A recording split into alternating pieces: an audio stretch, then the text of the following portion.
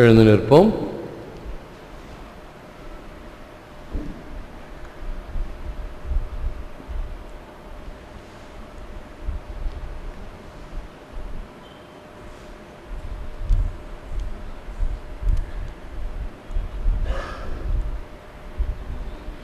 The other disciple who had reached the tomb first also went inside.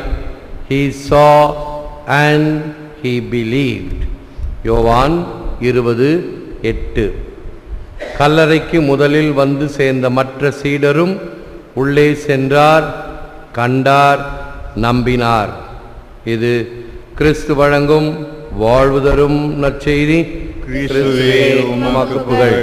இயேசுவில் அன்பார்ந்த சகோதர சகோதரிகளே, அன்பார்ந்த பிள்ளைகளே, அன்பார்ந்த தொலைக்காட்சி விசுவாசிகளே, இன்று புனித யோவான், சென்ட் ஜான் தி அப்பாசல், அருளப்பர் என்று அழைக்கக்கூடிய இந்த சீடருக்கு, இயேசுவின் மிக சிறந்த அன்பு சீடருக்கு திருநாளாக திருச்சபை ஞாபகப்படுத்துகிறது. இவர் இயேசுவினுடைய அன்பை மிக அதிகமாக சுவைத்தவர். ஆகவே அந்த காலத்தில் ஒரு தப்பறையான எண்ணம் இருந்தது. என்ன எண்ணம் என்றால், எப்படி இந்த உடல், இது மாசுபடக்கூடிய உடல், அழியக்கூடிய உடல், இதில் எப்படி கடவுள் வாசம் செய்ய முடியும் என்ற ஒரு தப்பறையான எண்ணம். அந்த எண்ணத்தை போக்குவதற்காக இவர், நாங்கள் வார்த்தை மனு உருவானவரை கண்டோம், தொட்டுணர்ந்தோம், கேட்டோம், அவர்தான் இறை மைந்தன் என்பதை ஆணித்தரமாக மக்களுக்கு போதித்தவர். Saint Ignatius of Antioch, do not have Jesus on your lips and the world in your hearts. இயேசுவை வெறும் வார்த்தையால் உதட்டளவில் வைத்துக்கொண்டு உள்ளே உலகத்தை வைத்து கொண்டிருக்கக்கூடாது. ஆக வாழ்வது கிறிஸ்துவோடு சேர்ந்து வாழ்வதாக இருக்க வேண்டும் என்பதை அதன் பின் வந்த புனிதர்களும் இவ்வாறு நமக்கு போதிக்கின்றார்கள். திருத்தூதர் புனித யோவான் வாழ்க்கை இன்று நமக்கு வெளிப்படுத்துவது, ஒன்று, இயேசுவை நெருக்கமாக அன்பு செய்தல், இரண்டு, அன்பின் அனுபவங்களை செயல்வழி சமூகத்திற்கு வெளிப்படுத்துதல். ஒன்று, இயேசுவை நெருக்கமாக அன்பு செய்தல். முன்பெல்லாம் திருச்சபையை நாம் கருத்தாக சொல்ல வேண்டும் என்றால், ஒரு ஹைரார்க்கிக்கல் திருச்சபை, ஹைரார்க்கிக்கல் சர்ச் என்று சொல்லி, மேலே போப்பாண்டவர், அப்புறம் கர்தினால்மார்கள், அப்புறம் மேற்றாணிமார்கள், அப்புறம் குருக்கள், அப்புறம் கன்னியர்கள், அடித்தட்டில் இறை மக்கள் என்று சொல்லப்பட்ட காலம். அது ஒரு தியாலஜியாக இருந்தது. ஆனால் இப்பொழுது நம்முடைய தியாலஜி கத்தோலிக்க திருச்சபையில் அவ்வப்பொழுது இன்னும் ஆழமாக சென்று அவைகளை இன்னும் திருத்திக் கொள்வோம், ஆழப்படுத்திக் கொள்வோம். குறிப்பாக நம்முடைய இன்றைய போப்பாண்டவர் மிக மிக சாதாரணமாக அவைகளை எல்லாம் வாழ்ந்து காட்டுகிறார். இந்த இரண்டாவது கருத்தை நான் சொன்னேன் அல்லவா, அதன் போன்று இந்த இயேசுவுக்கு நெருக்கமாக இருத்தல் என்று சொன்னால், யார் பெரியவர், எவர் என்னுடைய வார்த்தையை கேட்டு நடக்கின்றார்களோ அவரே என் தாய், அவரே என் சகோதரன் சகோதரி என்று சொன்னதை மையப்படுத்தி இயேசு மையமாக இருக்கிறார். யாரெல்லாம் அவருடைய வார்த்தைகளை கேட்டு வாழ்கிறோமோ அவர்கள் எல்லாம் இயேசுவுக்கு நெருக்கமானவர்கள். சாதாரண இறை மக்களாக இருக்கலாம், கன்னியர்களாக இருக்கலாம், குருக்களாக இருக்கலாம், ஆயர்களாக இருக்கலாம். எப்படிப்பட்ட நிலையில் இருந்தாலும் நான் இயேசுவுக்கு நெருக்கமாக இருக்கிறேனா என்பது இன்றைய முதல் கேள்வி. இரண்டாவது, அன்பின் அனுபவங்களை செயல்வழி சமூகத்திற்கு வெளிப்படுத்துதல். நான் அன்பு செய்கிறேன் பேர் வழி என்று சொன்னால் அதை வெளிக்காட்ட வேண்டும். அதற்காகத்தான் இப்பொழுதெல்லாம் நாம் விழா கொண்டாடும் பொழுது வெறும் கொண்டாட்டங்களாக இல்லாமல் அவைகள் செயல்பாடுகளாக இருக்க வேண்டும். நம்முடைய பங்கிலிருந்து ஒரு 5-6 பேர் பிரதிநிதிகளாக மேற்றாசனத்திற்கு அழைக்கப்பட்டார்கள்.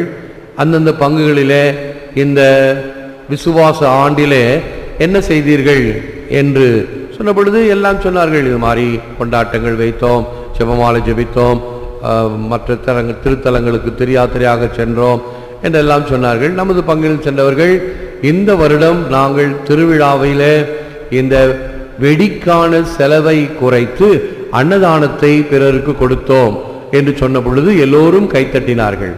ஏன்? வெடி வெடிச்சா என்ன ஆகுது? ஒரு பெரிய ஆர்ப்பாட்டம், சத்தம், புகை, சுற்றுப்புற சூழல் பாதித்தல், இவைகள் தானே தவிர அதனால் ஒரு பெரிய ஒரு வெளிப்படுத்துதல் அவ்வளவுதான்.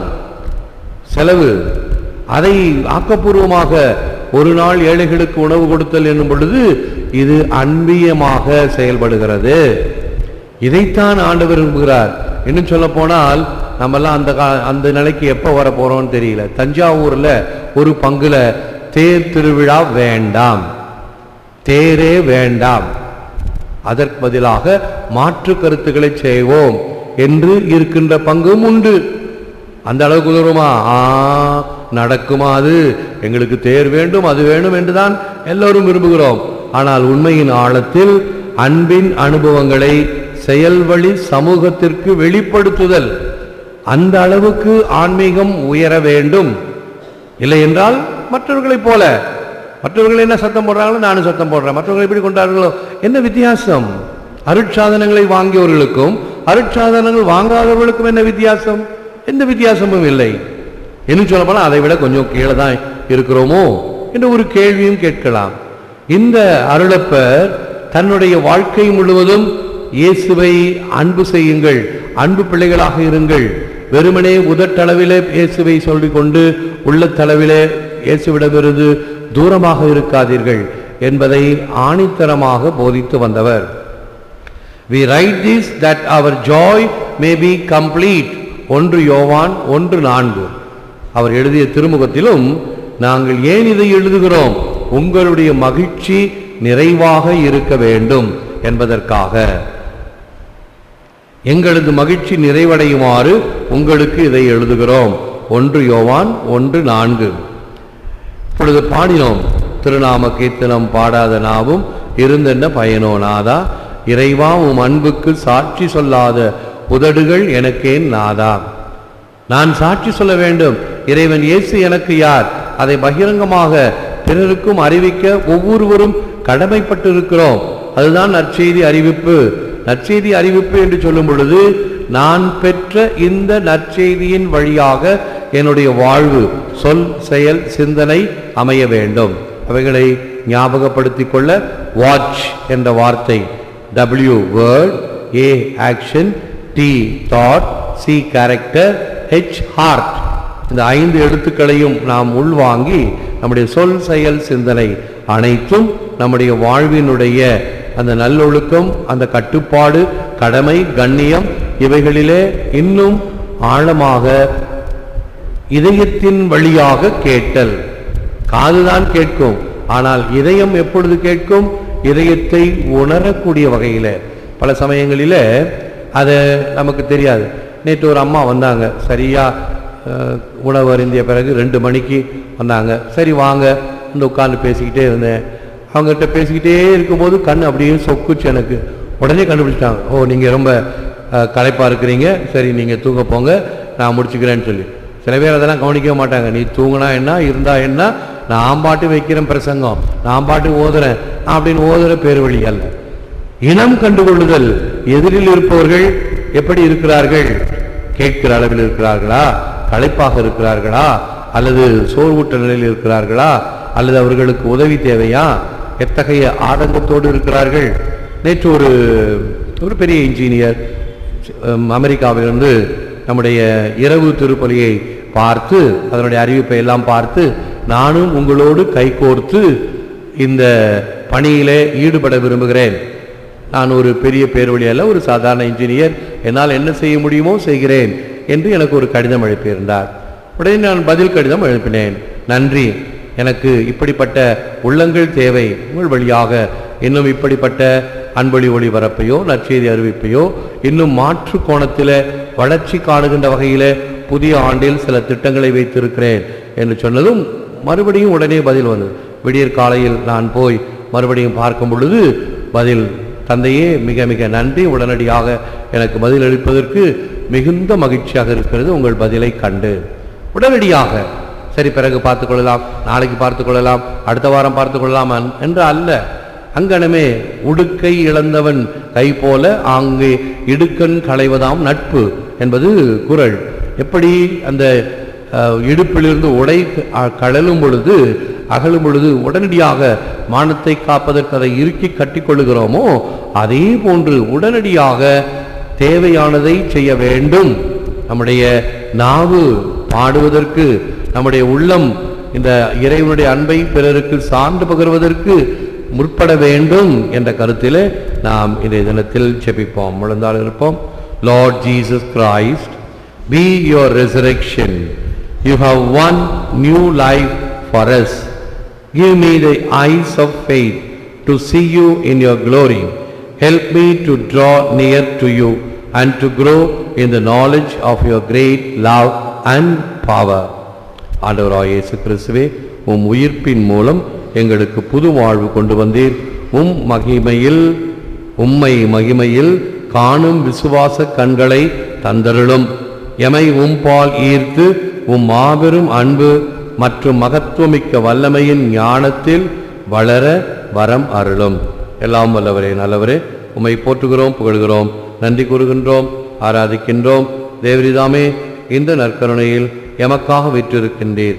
உமக்கே நன்றி, துதி, தோத்திரம், மகிமை உண்டாவதாக. புனித அருளப்பரை நினைவு கூறுகின்ற நாங்கள் அந்த சீடரை போல உம்மை அன்பு செய்யவும், தேவதாயை எங்கள் உள்ளத்தில் வைத்து போற்றவும் எங்களுக்கு வேண்டிய வரத்தை தாரும். இந்த கிறிஸ்மஸ் காலத்திலே விழா நாட்களில் இன்னும் அதிகமாக வெளி ஆடம்பரங்களை தவிர்த்து உள்ளத்தின் ஆழத்திலே இந்த கிறிஸ்துவ விழுமியங்களை, இந்த கிறிஸ்துவ மதிப்பீடுகளை இன்னும் அதிகமாக வாழ்ந்து காட்ட எங்களுக்கு வேண்டிய மனத்திடனையும் தெளிவையும் துணிவையும் தாரும். யாருக்கெல்லாம் செபிக்க கடமைப்பட்டிருக்கிறோமோ, சிறப்பாக பலவிதமான தேவைகளினால் அழுந்து இருப்போர், கஷ்டப்படுவோர், துன்பப்படுவோர், வேதனைப்படுவோர், சஞ்சலப்படுவோர், வியாதியில் இருப்போர், தனிமையில் வாடுவோர், சிறையில் இருப்போர், இன்னும் பலவிதமான மனிதனுடைய ஆச்சரியங்களால் துன்பப்பட்டு கொண்டிருப்போர், தீவிரவாதத்தால் பல வகையான இடர்பாடுகளை சந்தித்துக் கொண்டிருப்பவர்கள் அனைவருக்காகவும் செபிக்கின்றோம். மகிழ்ச்சியான இந்த காலம் அவர்களுக்கு மகிழ்ச்சியை தருவதாக, ஆறுதலை தருவதாக, தெம்பை தருவதாக, புத்துணர்ச்சியை தருவதாக. ஏற்று வரமருளும் இறைவா, காக்கும் கரங்களினால். ஆமென், ஆமென்.